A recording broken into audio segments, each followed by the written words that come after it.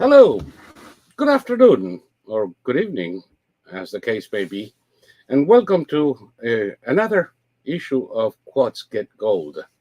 Today we have I would say, a most wonderful guest. Not that we have bad ones ever, but I have a particular like for this one.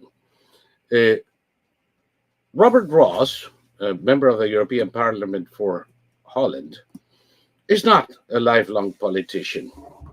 He was, most of his life, an entrepreneur who saw that things were, well, let's say, to put it mildly, not going quite the way they should. And having an engineering mind, he was able to put the finger on the problem very easily.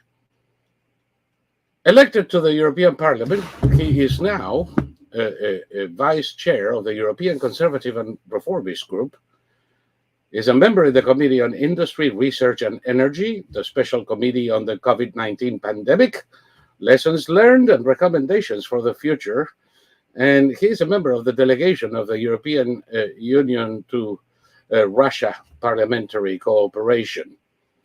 And he is also a distinguished fellow in the Gold Institute for International Strategies.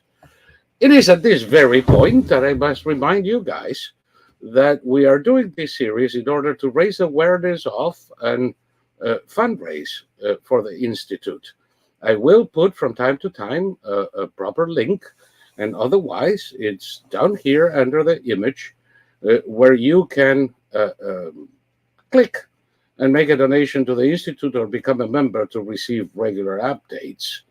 And we encourage you to do that. Of course, this is not public TV or public radio, so I will not pester you anymore through the rest of the program, but I count on your generosity to remember the Institute, and if you're in the US, for a tax-deductible contribution.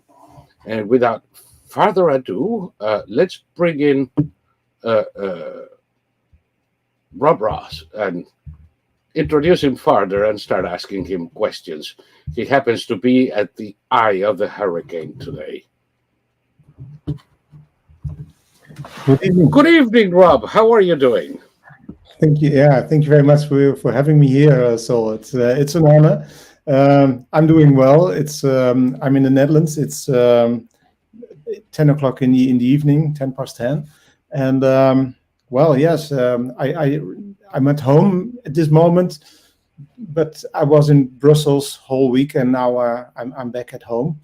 But it's a pleasure to be with you in this show. Indeed, the pleasure is all mine. Now, I just gave not a bio, but a list of committees you sit on today. But what can you tell us about what moved you to run?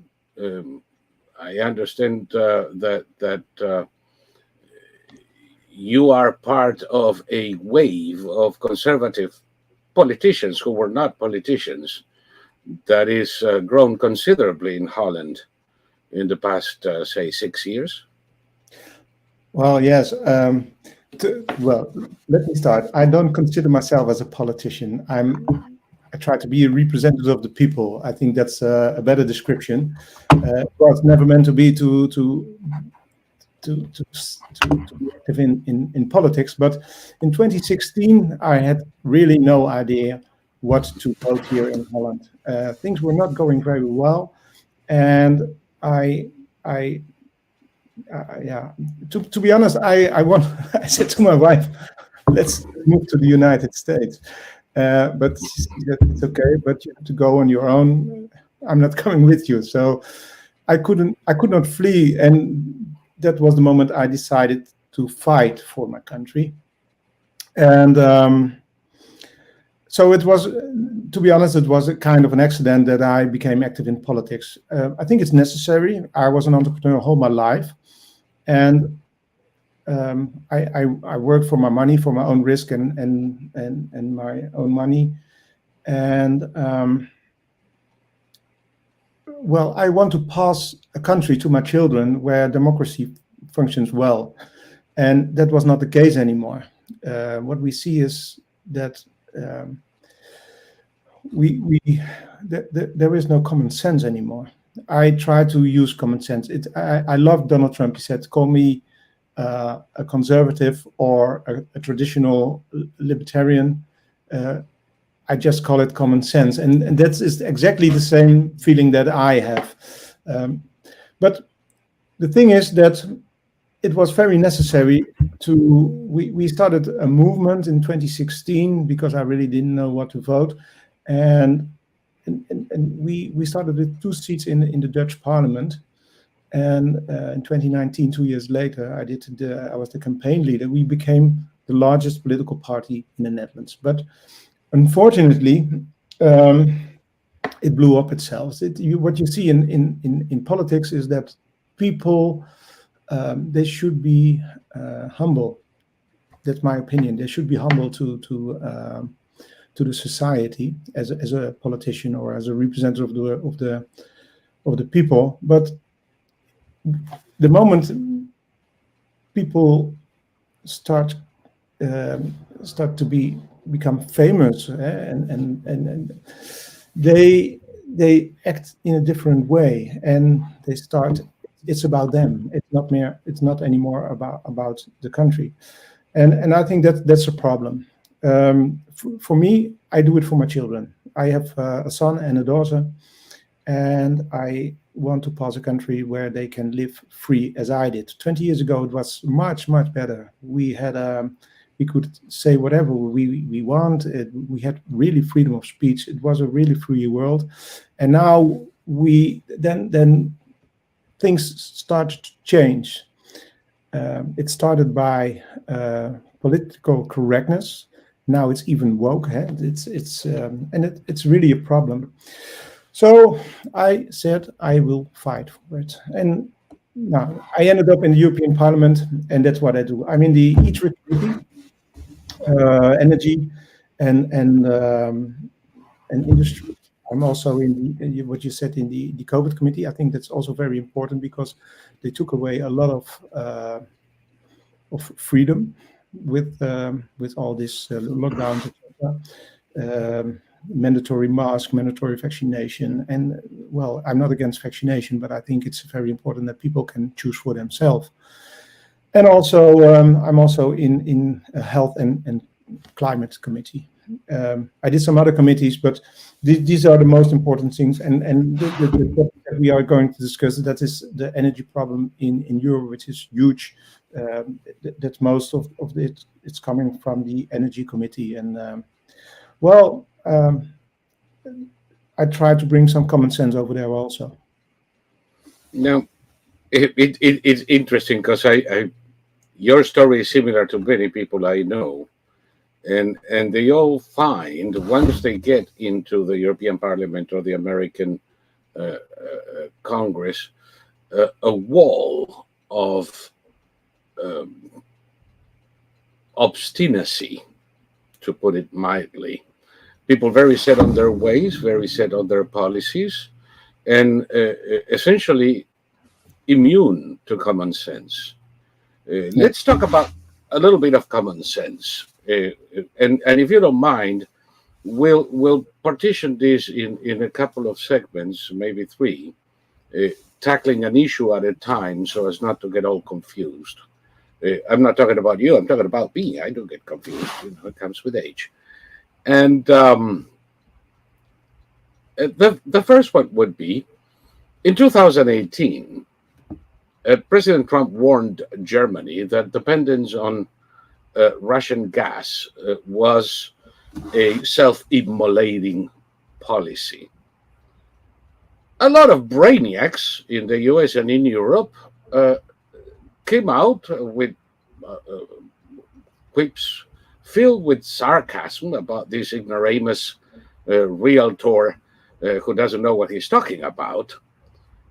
Because, after all, gas is only 20% of Germany's generation, and they have coal and they have nuclear, and they have done exactly what Trump warned them against, and he wasn't the only one. On the altar of a dubious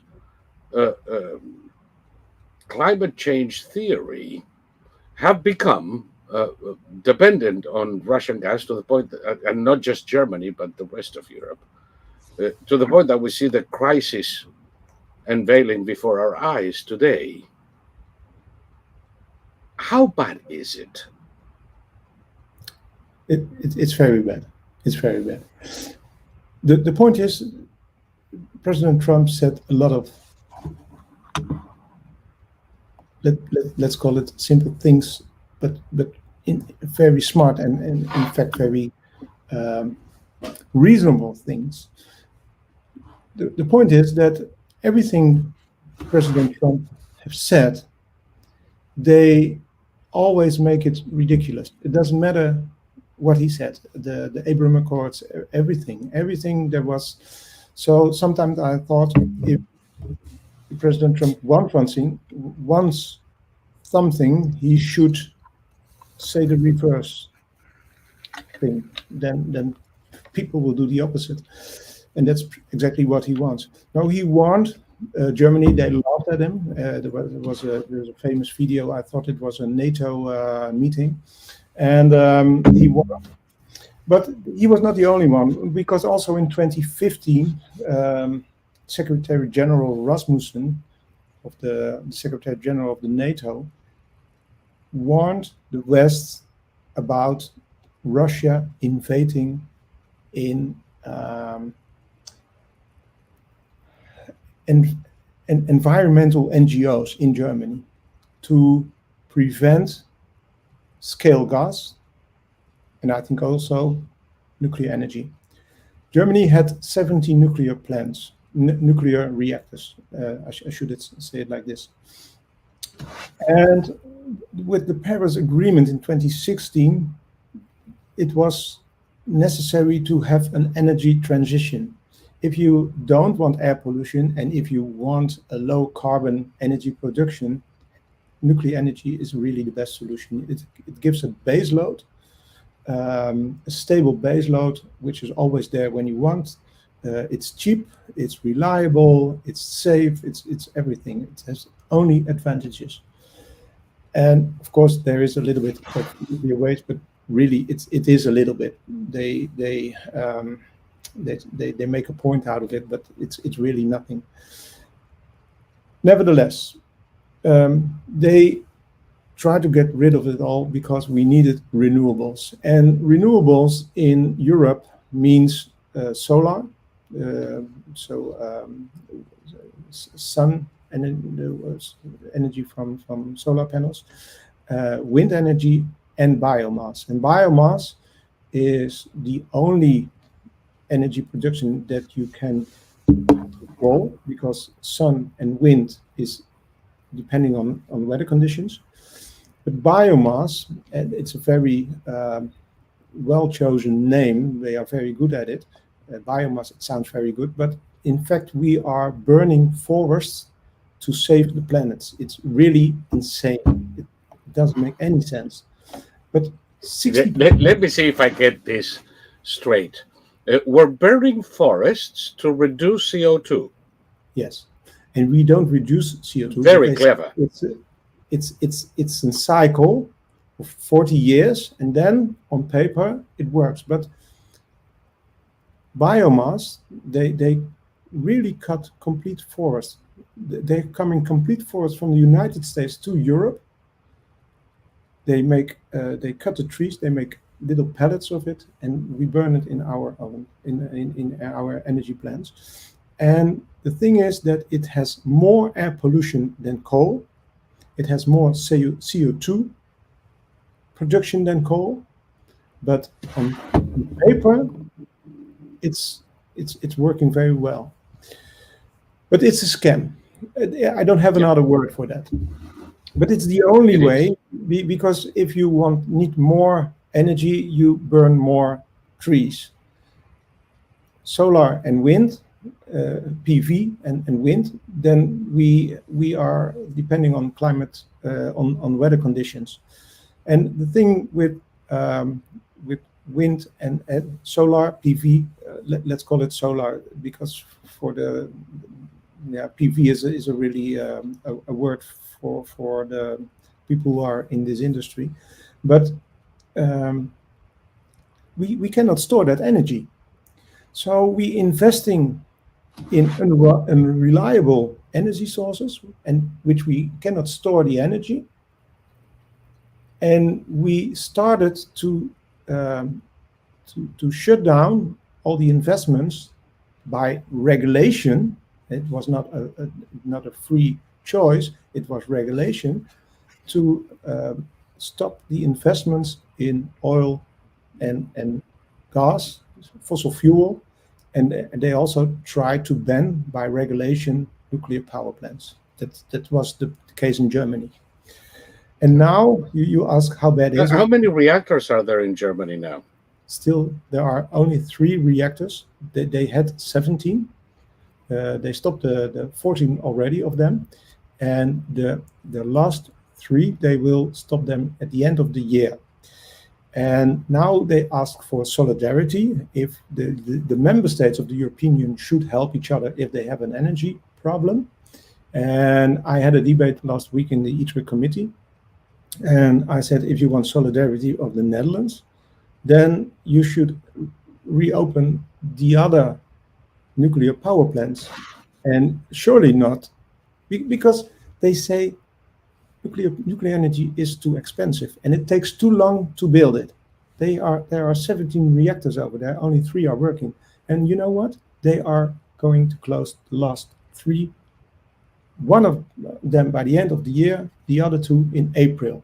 It's really insane. In Belgium, exactly the same. They want to close the nuclear reactors they have over there.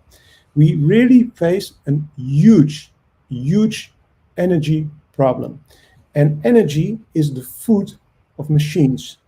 In every production process, we need energy. So if energy is expensive, everything will be expensive.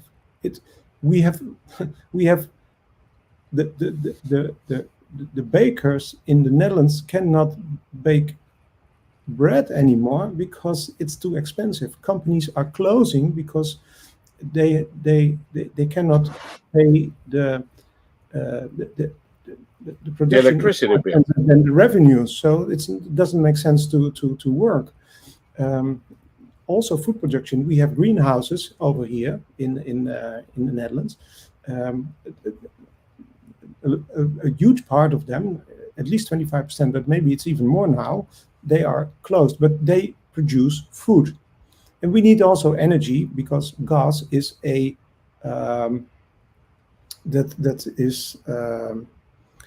we need gas to produce fertilizers. It's a raw material for fertilizers. right? So this energy crisis will go on, and we will also face a food crisis. You mentioned something to me in a conversation that apparently in Holland they're going the way of Sri Lanka, which is to prohibit the use of fertilizers, or disencourage them at least. I hope you will clarify that for me. Not use of nitrogen because of this or that. And what we know from experience in other places, particularly Sri Lanka, is that the elimination of fertilizers will cause a considerable drop in the production of foodstuffs. Yes. And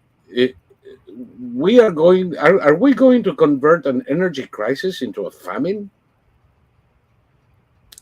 I think that will be the next crisis, and for me, it's a similar process. They use CO2 to control energy. To be honest, I think if you want to control people, you have to control CO2, because everything we do in life leads to CO2 production. If living, traveling, Being alive. Everything. Being alive. I mean, I'm producing CO2 as I speak with you. Yes, that's true. And if you can control CO2, you can control people. Now they start doing the same thing with nitrogen. Nitrogen, they want to get rid of 50% of the farmers in the Netherlands.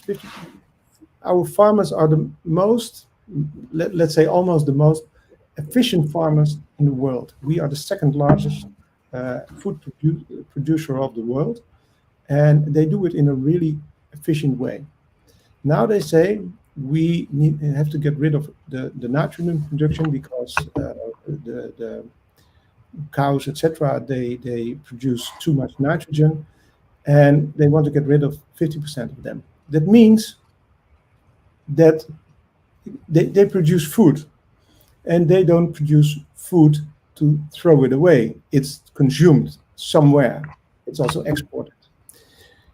But if you going to stop this for 50%, it means it has to produce somewhere else also. And maybe, probably, in a less efficient way. So we're not going to save the world, because you only lose your jobs and you lose your industry, and it starts somewhere else. And for the planet, it's really the same.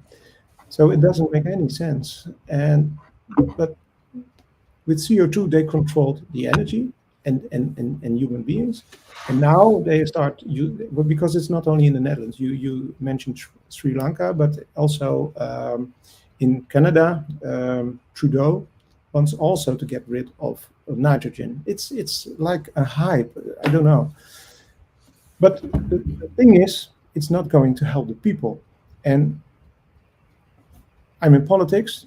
It's my duty to take care of the well-being of the people and the safety of the people. That's my job. My colleagues... I would say at the very least to work towards that end.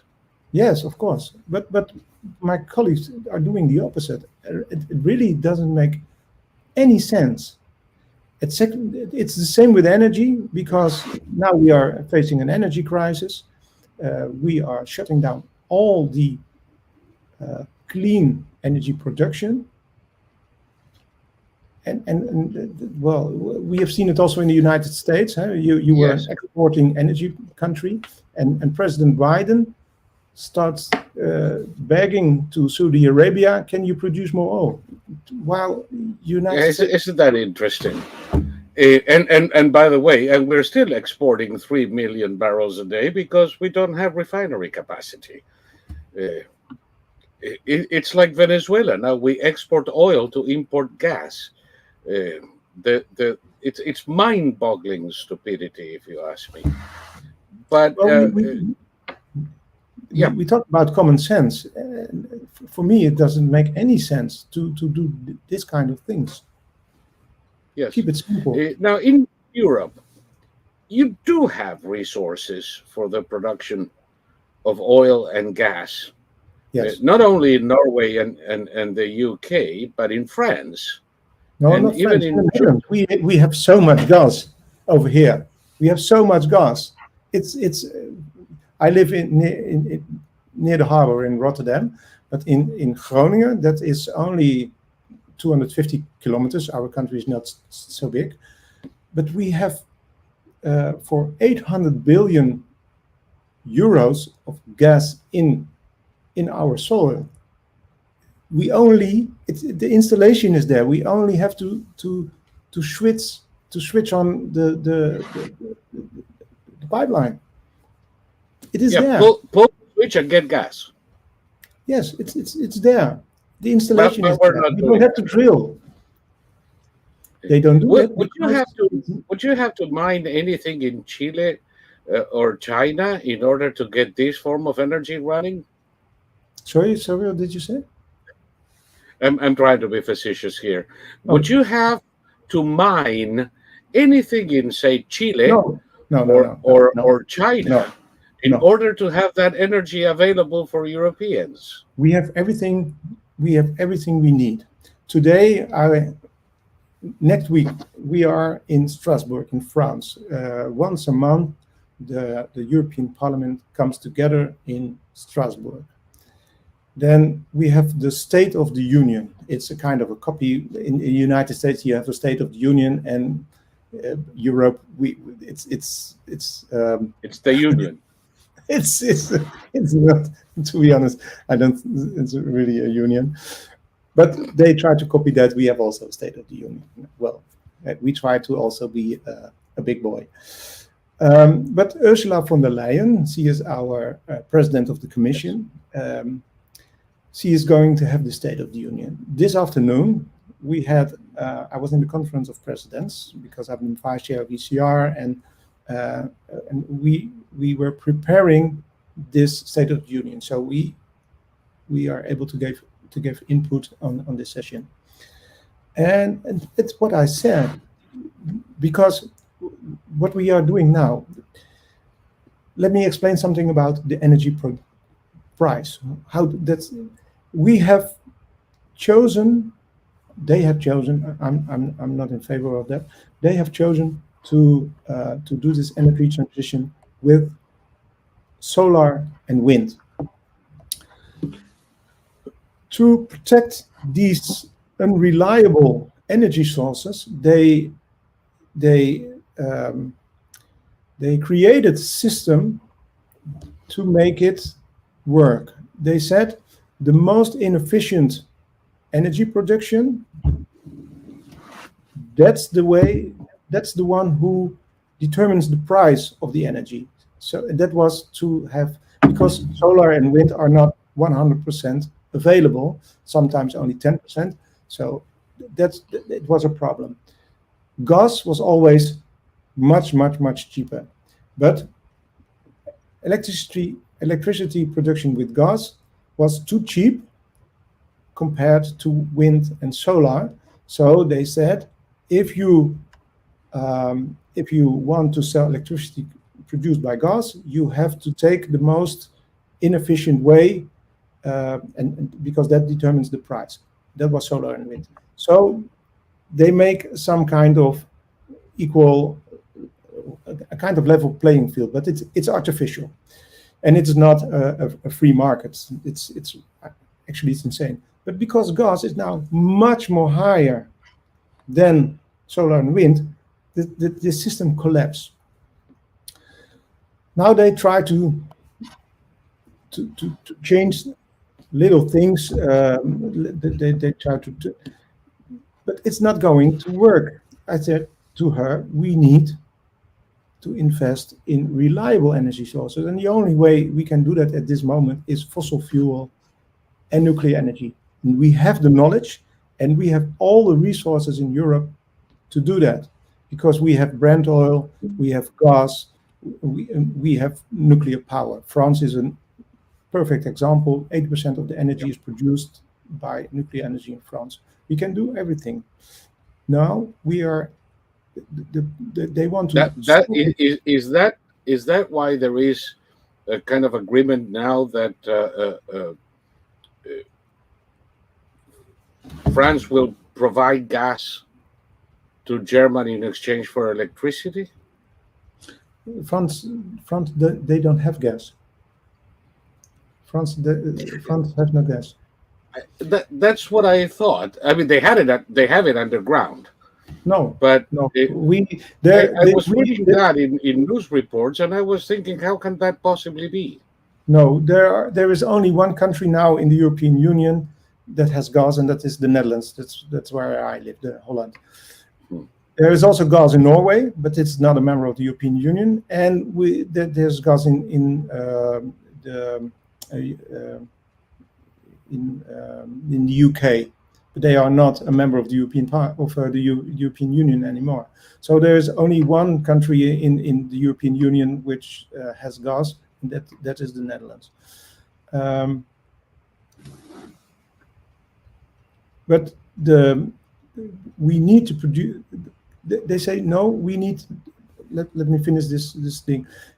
We are going to solve the problems by more investments in renewable energy, and that means because they have a quota on it, we have to at least to 30% of our energy must be produced by renewables. They want to take up that level to 40%, and now we have this energy crisis, and they say we need 45%. So the thing that brought us in trouble, they are going to do more of the same to solve the problem. Talking about common sense, for me, it doesn't make any sense. Also, what you're telling me is that they have managed to dig themselves into a hole, and the solution is to keep on digging. Yes, correct. That's what they are doing. And they say because with renewables, we are independent on energy. We produce our own energy. But the thing is that everything we need to have these renewables in our borders. We need all the raw materials controlled by China. If it's about solar panels, it's about the wind turbines. We don't have the raw materials. It's controlled by China. So we are really not independent. And it's only lasting for 15 years, and then we have to replace it. Maybe we can use a part of by recycling it, but it's a lot of waste. Yes, they haven't figured out how to recycle most of this stuff yet. No, especially solar panels. The solar panels is really a problem. They are really toxic. The rotor blades of the wind turbines is really a problem. And so if you look at the complete supply chain, even that doesn't make any sense. If you want to solve the problem, you start building nuclear plants. We have one nuclear plant in the Netherlands. It only took 4 years to build it. But now we have more regulation. And the thing is, if you start investing in the 4th generation of nuclear power plants, it's so safe. Thorium reactors, molten salt reactors, we can solve all the problems. It's really safe. You can shut down whenever you want. You can use the nuclear waste that we have now as fuel. It's small, it's safe, and it only takes 200 million euros to do a good investigation. We give billions of euros on subsidies on biomass. We give billions of euros to wind and solar energy, but the real innovation is the 4th generation nuclear power plants, which are very safe. And then we have cheap and reliable energy. But sometimes it seems that they don't want it. But that is innovation. And then for me, a wind turbine is not innovation. We had windmills hundreds of years ago. We were burning forests when we start walking on 2 feet. And also the solar panels is not really innovating anymore because a lot of it takes a lot of we used to call them photovoltaic cells when I was studying engineering. Yes. I don't see that it's changed much, except that now they are larger, far more toxic, and China has a virtual monopoly on production. And for batteries, I would love to know how many mines of cobalt or lithium they have in Europe. And we have none. The notion that what they call renewables, which isn't, is right, because I mean we're talking about resources that are finite, and they seem to be oblivious to that fact, and that we have quite a problem disposing of without contaminating large swaths of land and water, and they seem to be oblivious to that too. You are a criminal if you ask for a plastic bag in a supermarket, but don't worry, we have a gazillion windmills and solar panels and batteries that we have to dispose of right next to your backyard. Yes. Well, It that's doesn't really seem too intelligent to me. no. It's hypocrite. It's really hypocrite. You talk also about batteries. If we want to replace our cars from combustion engines to electricity, we need 865 years to mine all the raw materials. It's not even there. It's impossible. Really. How's the electrical grid in Europe? Can it withstand every car being electric? No, it's of course not, because that's my background. I'm an electrical engineer. I engineered all this engineered this grid, and it was engineered from a huge power production, and with let's say the big cables, high tension cables, and then you go to the consumers and you end with small cables, and that's how our energy net is built. If you start to produce energy everywhere, the energy is coming from all directions. It's not possible anymore, because all the you cannot manage that in a safe way. So you have to rebuild the net.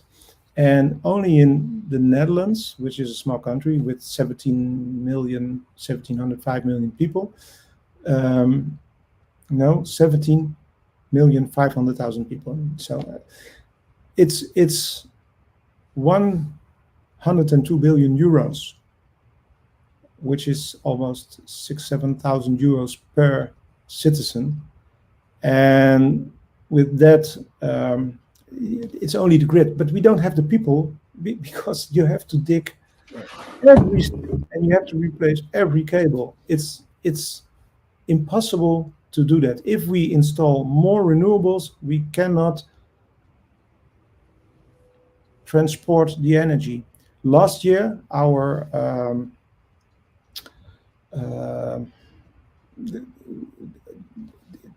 the high voltage net is controlled by our government.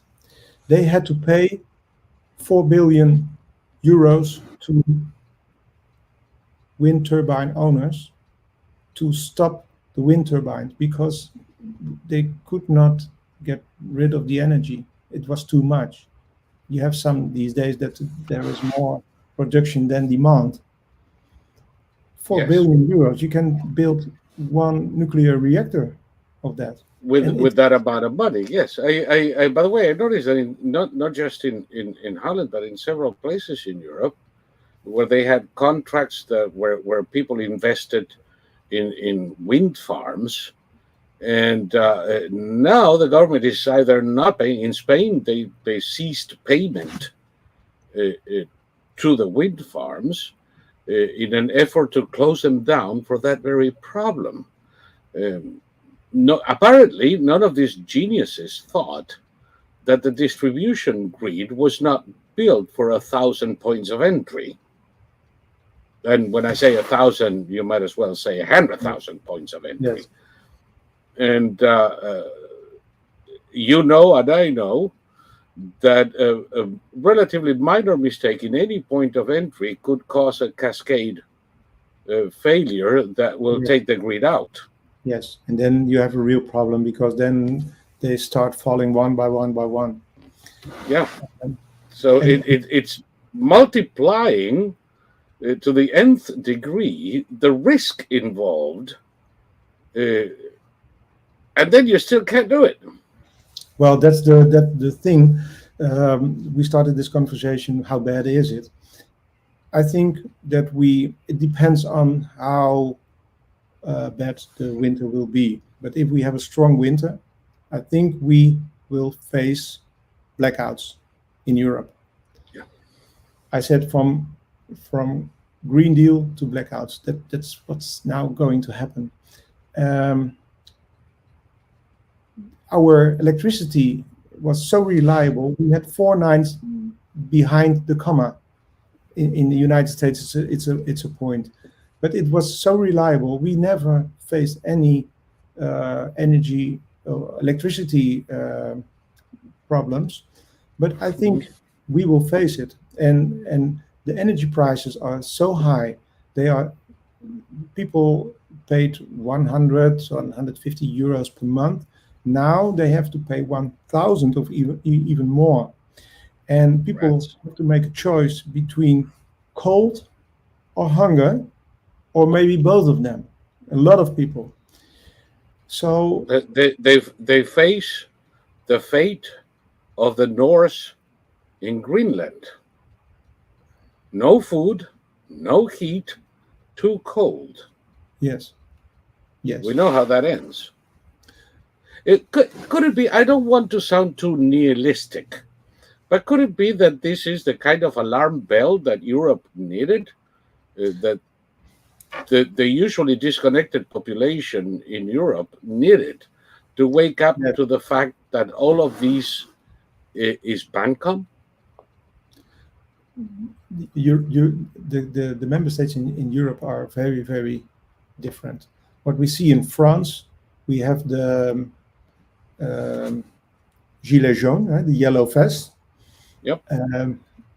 The people in France, they go on the street and they're going to protest.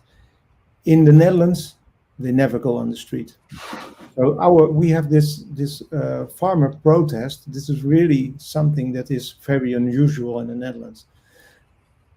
I think if we have a strong winter and people see the electricity bill and the gas bill, then they will not accept it anymore.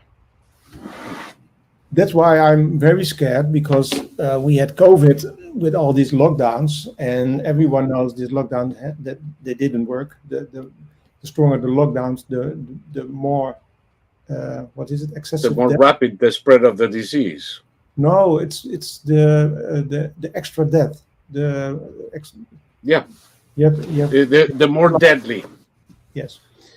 And not just for COVID. We were discussing here in another program some time ago as to the one day somebody's going to have to study the amount of people who died for not receiving treatment in time, or correct. not discovering a cancer in time, or depression during these lockdowns. Yes. That masks an increase in the death rate, not necessarily for COVID, but for all of the above, because of the measures against COVID. Correct. But I'm afraid if people start really protesting and go on the street, that they will introduce these lockdowns. They say, oh, we have monkeypox, or we have a new variant of COVID. You have to stay at home. Yeah, the parrot pox or whatever. But I'm not thinking so much in terms of street protests. Like you said, some populations are more than ready to go to the street. Some peacefully, some raise havoc, some burn cars. France and Italy, Czechoslovakia and Spain are very different in the outlook of how people react. But I've been overall realized that this is all a farce, and act accordingly at the polls. Is that even a possibility? I mean, once people start paying $1,000 a month for electricity, if you have to make a choice and face bankruptcy or starvation, will they continue to buy this story? You cannot subsidize this. This is the only way to prevent this problem. Now they're going to tweak the system, because I explained that the system is not correct. It has failed with the energy production, and the cheapest price, the most expensive price is the price for every production. We need just more energy. That's the only thing we can do. We need more energy, and we have everything in Europe available. We have the knowledge, and we have the raw materials. We have everything. We have to produce today. Our gas supply in Groningen, that's the part of the Netherlands, on the top of the Netherlands, we have for 800 billion euros of gas. We can solve the problem today, but they don't want to do that because there are a few houses and there were some earthquakes. For the people over there, it's a problem, but you have to compensate that, because with the high gas prices of today, you can pay the people. Your house is worth 300,000 euros. We give you 400,000. Move to somewhere else. We'll give you 1 million. Move to the beach. Yes, because it's possible, and then we solve the problem. But they don't do it. They are going to invest in more renewables. You just said that you cannot solve these problems through subsidies, and no. Maybe we should expand this for those who are watching us. Subsidies will actually backfire because it provides instant relief, yes, albeit for a short period of time, while exacerbating the problem itself, because it incentivizes consumption that drives the prices even higher. Yes. And you enter into a cycle of ever higher subsidies for a problem that, far from going away, yes, it's getting to the point that the entire system collapses eventually. Yes, you have to go back to the source, and that is produce reliable energy. That's the only way. But in our committees, they don't do that. They need more renewables. They want to, the green transition is not a discussion. It has to be done because we have a climate crisis, which is also artificial. There is no climate crisis. This is not an official word. They create all kinds of crises to put pressure on the people. We have to produce energy. That's the only message that I have for our government. That is, you did say it best. It is irrational. It is insane, and I'm hard put to imagine a reason, because it's very easy to say they're doing it because they can't control the people. To what purpose? And how many of the people are going to be left to control if you keep doing this? So I really don't understand, except on the side of blinded by ideology. Not necessarily people who want to do evil, but people who think they're doing good, and that is even more dangerous. Yes, I agree. I fully agree. I don't think they want to control the people so they can impose a China-manufactured solar panel. I think that they bought the canard line, hook and sinker. They believe in this climate crisis with all the fervor of a recent convert, and they want to save the world. And in doing so, they are destroying the foundations of every economy. I always said in our committees, if you want, we need to earn money to invest in a better future. It's just simple as that. If you don't earn, I was an entrepreneur, and I had also my problems. In 2012, 2 of my companies almost got bankrupt. I made it. I touched the bottom, but it took me 2 years to get back with the liquidity, and that's really a problem. So if we are going this way, companies are now closing the doors because they cannot produce for a decent price anymore. once these companies are gone, it will not come back. We will see unemployment, and we don't have that problem now, but it will follow. Once it is gone, it will not come back. It's very difficult because you lose your knowledge, etc. People are doing something else, and so but this is. I was in the committee, and people start saying we need more renewables, and then they say people cannot afford the energy bill anymore. So we need also a social funds, and really, it makes me so. Yeah, I don't know. It's disappointment or anger. I don't know. But you see, when you were an entrepreneur, you were not working with other people's money. Correct. You were working with your money. If you invested into something that you thought was a good idea, and after 6 months, 7 months, whatever length of time, you decided it's not working, you pulled the plug and cut your losses. Yes.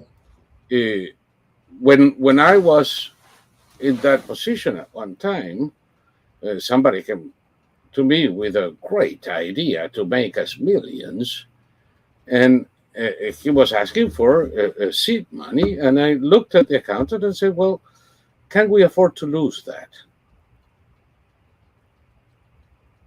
And the accountant says,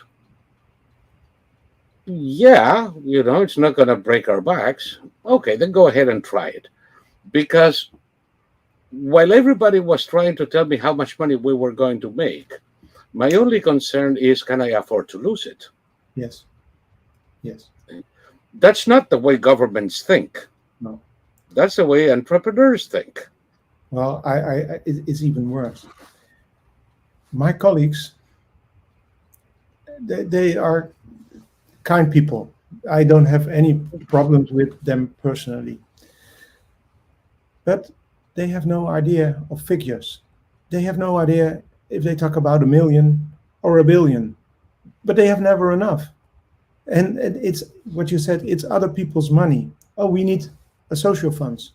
I said, the problem is that you voted to have more investments in unreliables, renewables, I call them unreliables. Unreliables. I like that name much better.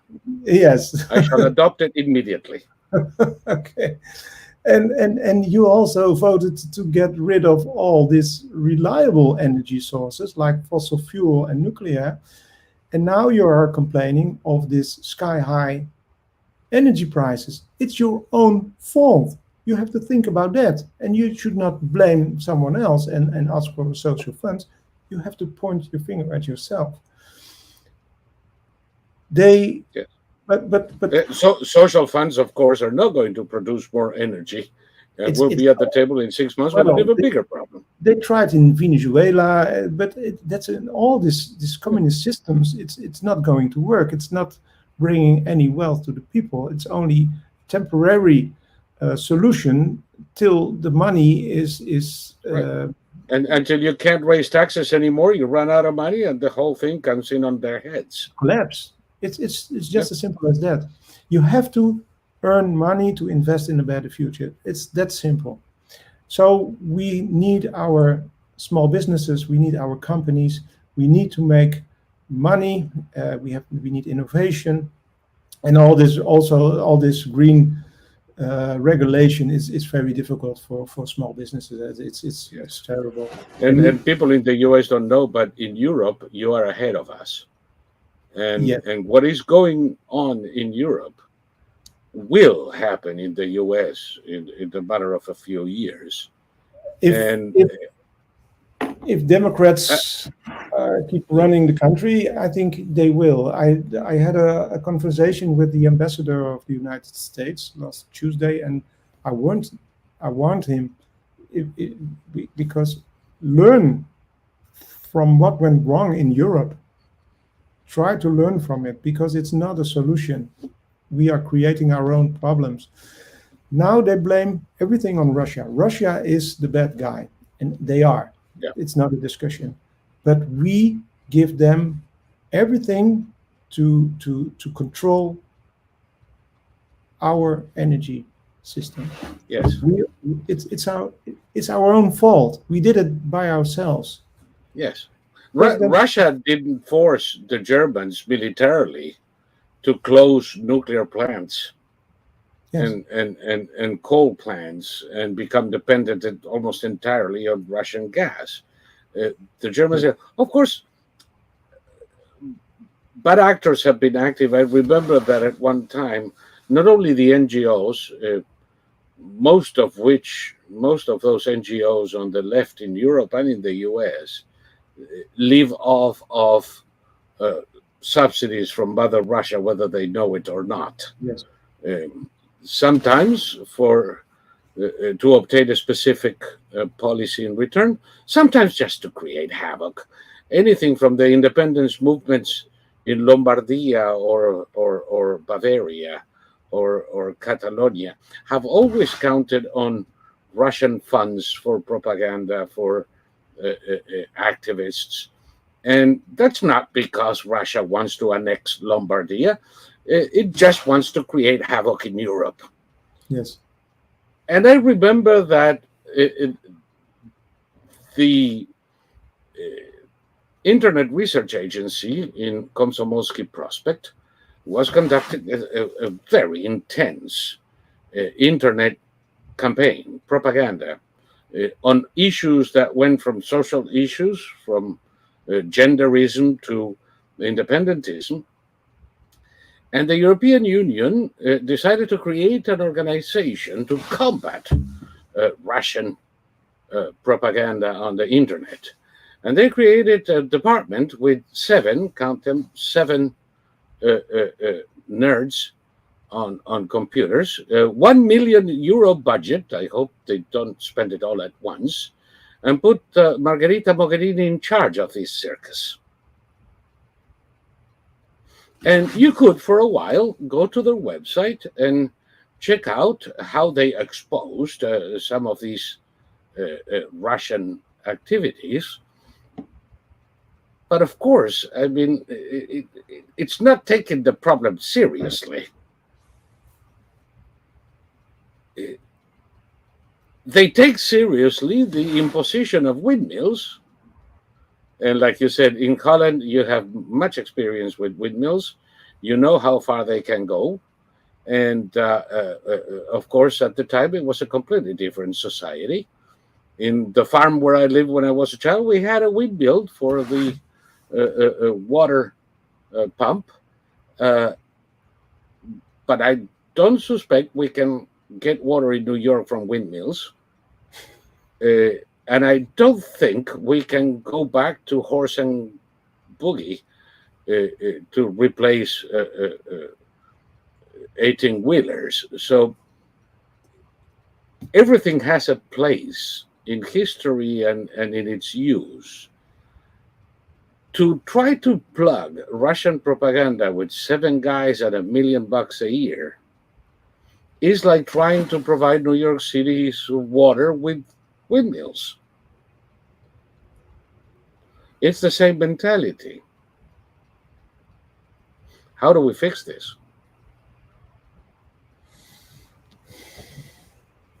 Yeah. Yeah, well, that's a $64,000 question now. Yes, I think it is. We discussed a lot of common sense subjects, and we miss it in a lot of things. We spoke about it earlier. It's we have to keep things simple, and if that's what I did as an entrepreneur. Keep it simple. Always keep it simple. And from there, you find solution for problems. And what we see now is they have a point on the horizon, and they are going in that direction. Even we have a COVID crisis, we had a Russian war, etc. Things are changing, and you should adapt these problems in your new way of living. And you know, environment. yeah, but they keep on in Europe. The Green Deal is a holy grail. It's insane. You cannot discuss this. If you try to discuss this in a rational way, they say you are a climate denier, and that's the problem with a lot of. I should say it's not only in the leadership, but when you talk to common folk in a town in the hills, you get the same mantra. Yeah. And you get it with the force of a religious dogma. Yes.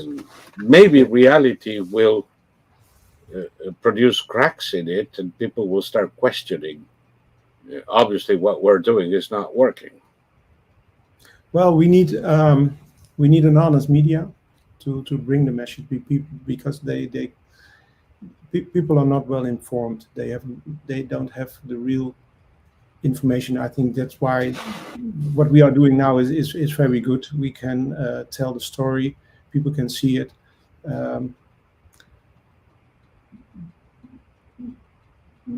But we need a real debate on a lot of subjects. Yep. It's not there anymore. No, that's what we're trying to do. I see that our time, let me see if it's true, but it looks to me like our time is up.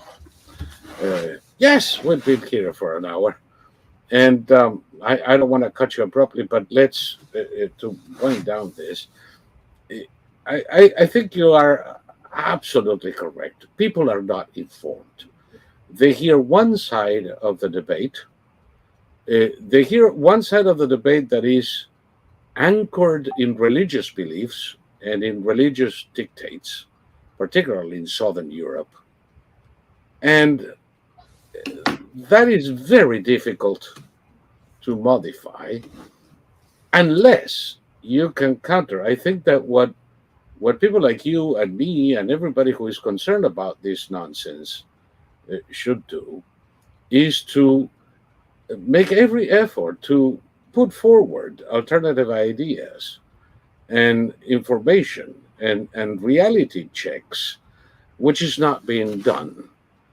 Conservatives in Europe and in the US are very good at many things except communicating their ideas to a larger segment of the population. Correct.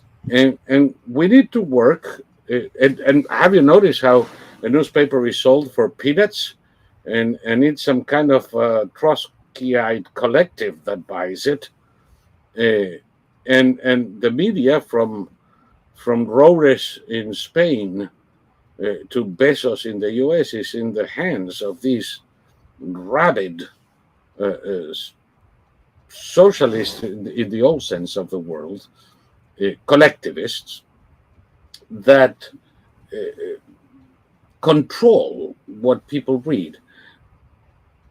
We need to support our alternative media, yes, so that it can reach more people, and try in the process not to go overboard into what I call the modern day supermarket tabloids. There are a lot of publications out there that pretend to be conservative outlets and are no better than a magazine talking about the alien kid of the Queen of England in a supermarket register.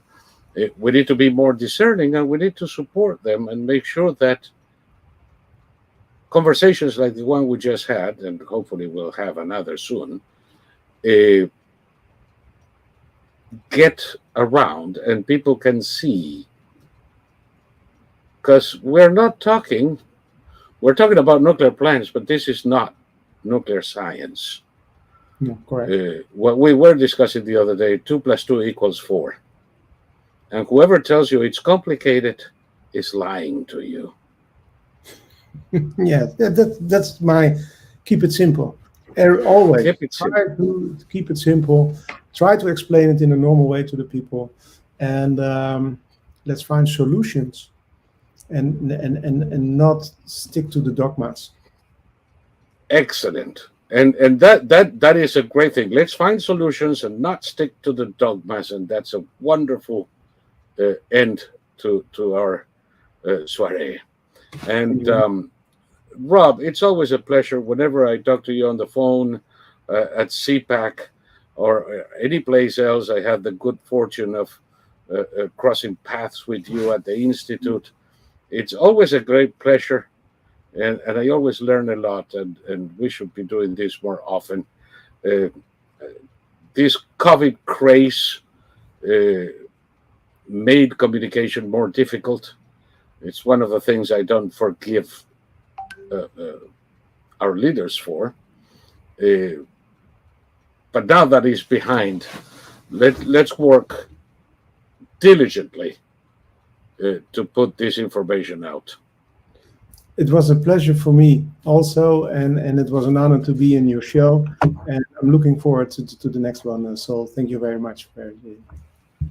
Thank you. You have a good night. And for those of you folks out there who have been watching us for the past hour, please remember to make a contribution to the Gold Institute for International Strategy, and you can do that at the link that is scrolling under me. And in case you don't have time to copy it, you can always click on it in the description below the program. And God forbid, if you want to keep us in the air, hit that support button and let us know you love us after all.